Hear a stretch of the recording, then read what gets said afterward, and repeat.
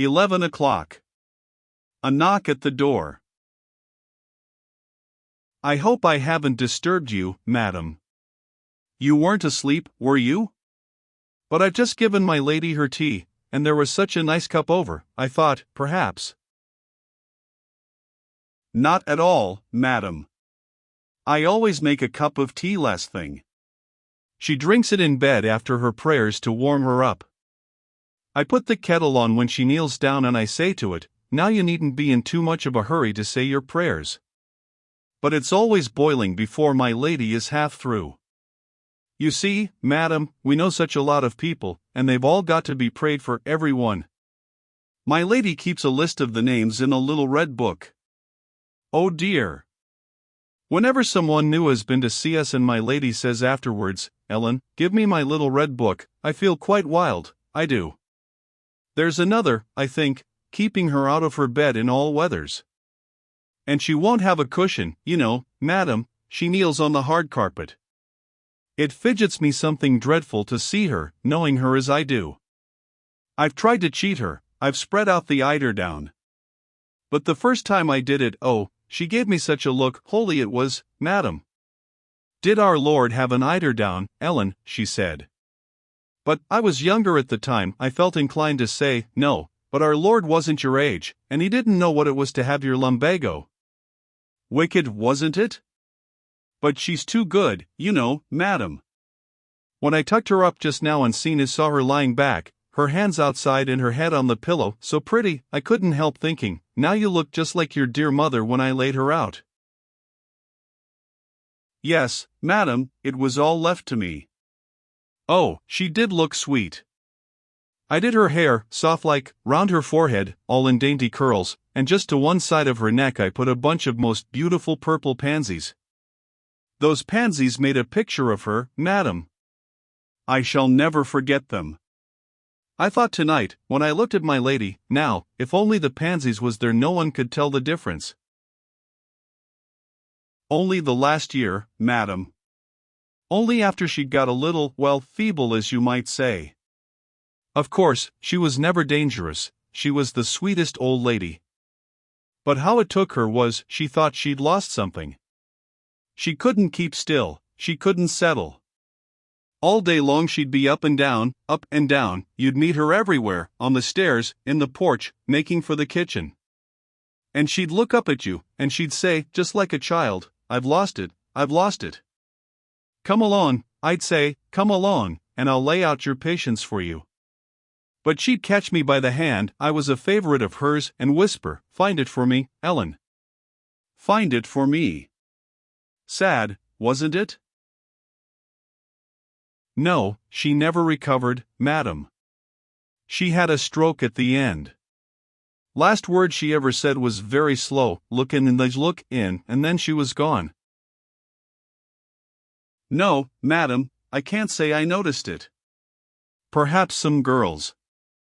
But you see, it's like this, I've got nobody but my lady. My mother died of consumption when I was 4, and I lived with my grandfather, who kept a hairdresser's shop. I used to spend all my time in the shop under a table dressing my doll's hair, copying the assistants, I suppose. They were ever so kind to me. Used to make me little wigs, all colors, the latest fashions and all. And there I'd sit all day, quiet as quiet, the customers never knew. Only now and again I'd take my peep from under the tablecloth. But one day I managed to get a pair of scissors and, would you believe it, madam? I cut off all my hair, snipped it off all in bits, like the little monkey I was. Grandfather was furious. He caught hold of the tongs, I shall never forget it, grabbed me by the hand and shut my fingers in them. That'll teach you, he said. It was a fearful burn. I've got the mark of it today. Well, you see, madam, he'd taken such pride in my hair. He used to sit me up on the counter, before the customers came, and do it something beautiful big, soft curls and waved over the top. I remember the assistants standing round, and me ever so solemn with the penny grandfather gave me to hold while it was being done. But he always took the penny back afterwards. Poor grandfather. Wild, he was, at the fright I'd made of myself. But he frightened me that time. Do you know what I did, madam? I ran away. Yes, I did, round the corners, in and out. I don't know how far I didn't run. Oh, dear, I must have looked a sight, with my hand rolled up and my pinny and my hair sticking out. People must have laughed when they saw me. No, madam, grandfather never got over it. He couldn't bear the sight of me after. Couldn't eat his dinner, even if I was there. So my aunt took me. She was a cripple and upholsteress. Tiny. She had to stand on the sofas when she wanted to cut out the backs. And it was helping her I met my lady. Not so very, madam. I was 13, turned. And I don't remember ever feeling, well, a child, as you might say. You see, there was my uniform, and one thing and another. My lady put me into collars and cuffs from the first. Oh yes, once I did. That was funny. It was like this. My lady had her 2 little nieces staying with her. We were at Sheldon at the time, and there was a fair on the common.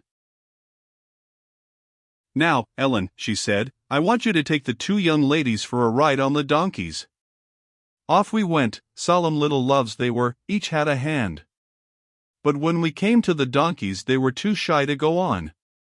So we stood and watched instead. Beautiful those donkeys were. They were the first I'd seen out of a cart, for pleasure as you might say. They were a lovely silver grey, with little red saddles and blue bridles and bells jing-a-jingling on their ears. And quite big girls older than me, even, were riding them, ever so gay. Not at all common, I don't mean, madam, just enjoying themselves. And I don't know what it was, but the way the little feet went, and the eyes, so gentle, and the soft ears, made me want to go on a donkey more than anything in the world. Of course, I couldn't. I had my young ladies. And what would I have looked like perched up there in my uniform? But all the rest of the day it was donkeys, donkeys on the brain with me. I felt I should have burst if I didn't tell someone, and who was there to tell? But when I went to bed, I was sleeping in Mrs. James's bedroom, our cook that was, at the time, as soon as the lights was out, there they were, my donkeys, jingling along, with their neat little feet and sad eyes. Well, madam, would you believe it, I waited for a long time and pretended to be asleep, and then suddenly I sat up and called out as loud as I could, I do want to go on a donkey. I do want a donkey ride. You see, I had to say it, and I thought they wouldn't laugh at me if they knew I was only dreaming. Artful, wasn't it?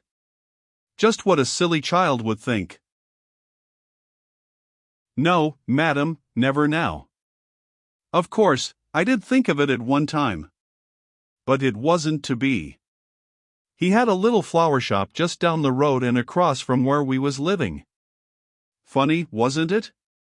And me such a one for flowers. We were having a lot of company at the time, and I was in and out of the shop more often than not, as the saying is. And Harry and I, his name was Harry, got a quarreling about how things ought to be arranged, and that began it. Flowers. You wouldn't believe it, madam, the flowers he used to bring me. He'd stop at nothing. It was lilies of the valley more than once, and I'm not exaggerating.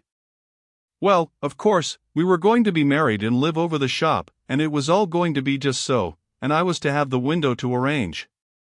Oh, how I've done that window of a Saturday. Not really, of course, madam, just dreaming, as you might say. I've done it for Christmas, motto and holly, and all, and I've had my Easter lilies with a gorgeous star all daffodils in the middle. I've hung, well, that's enough of that. The day came he was to call for me to choose the furniture. Shall I ever forget it? It was a Tuesday. My lady wasn't quite herself that afternoon. Not that she'd said anything, of course, she never does or will. But I knew by the way that she kept wrapping herself up and asking me if it was cold, and her little nose looked pinched. I didn't like leaving her, I knew I'd be worrying all the time. At last I asked her if she'd rather I put it off. "Oh no, Ellen," she said, "you mustn't mind about me. You mustn't disappoint your young man. And so cheerful, you know, madam, never thinking about herself." It made me feel worse than ever. I began to wonder, then she dropped her handkerchief and began to stoop down to pick it up herself, a thing she never did. "Whatever are you doing?" I cried, running to stop her. "Well," she said, smiling, "you know, madam, I shall have to begin to practice." Oh, it was all I could do not to burst out crying. I went over to the dressing table and made believe to rub up the silver, and I couldn't keep myself in, and I asked her if she'd rather I didn't get married. "No, Ellen," she said, that was her voice, "madam, like I'm giving you no, Ellen, not for the wide world." But while she said it, madam, I was looking in her glass. Of course, she didn't know I could see her. She put her little hand on her heart just like her dear mother used to, and lifted her eyes. "Oh, madam."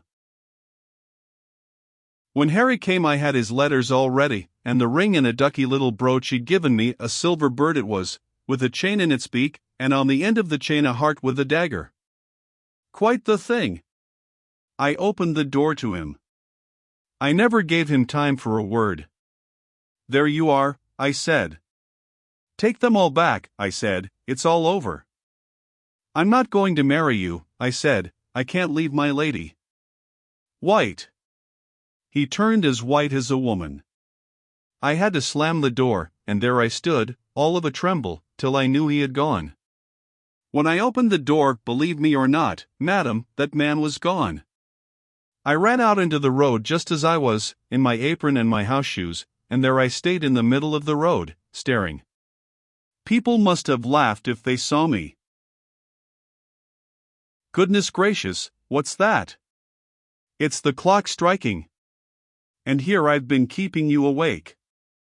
Oh, madam, you ought to have stopped me. Can I tuck in your feet? I always tuck in my lady's feet, every night, just the same. And she says, "Good night, Ellen. Sleep sound and wake early." I don't know what I should do if she didn't say that, now. Oh dear, I sometimes think, whatever should I do if anything were to? But, there, thinking's no good to anyone, is it, madam? Thinking won't help. Not that I do it often. And if ever I do I pull myself up sharp, now, then, Ellen. At it again, you silly girl. If you can't find anything better to do than to start thinking.